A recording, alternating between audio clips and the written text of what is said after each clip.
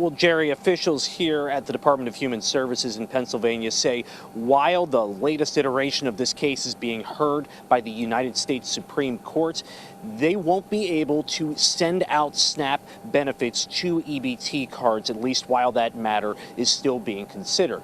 But what about the dollars that already went out last week on Friday?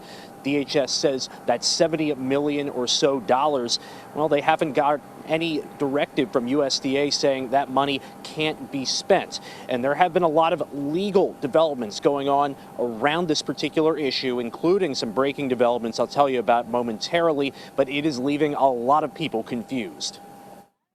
As food banks and pantries in Pennsylvania see higher demand, former federal judge John Jones, also the current president of Dickinson College, says the appeal by the Trump administration in the SNAP case is a form of political gamesmanship. The administration won't relent because they want to keep this full court press on to try to convince lawmakers to end the shutdown. Monday's vote by the U.S. Senate to pass a spending bill means House lawmakers could soon move to end the government shutdown and fully free up SNAP benefits later this week. But Jones says there's still quite a bit to be concerned about. Even if the deal takes and the government sort of reopens, it's only a temporary deal. And we could be in January and face another shutdown and a very similar controversy if they can't come together. But in the meantime, Pennsylvania's Department of Human Services is telling Pennsylvanians that at this time, USDA has not indicated that Pennsylvanians cannot use money already on their EBT cards to purchase food across the Commonwealth.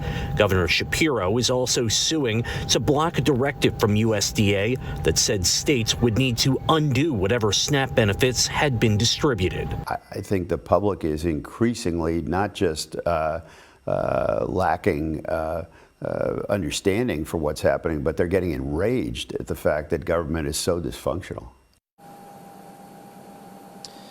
Now, Shapiro and other states' attorneys general had been suing to try and get a temporary restraining order, at least to try and stay that directive from USDA about returning the SNAP funds that had already been issued.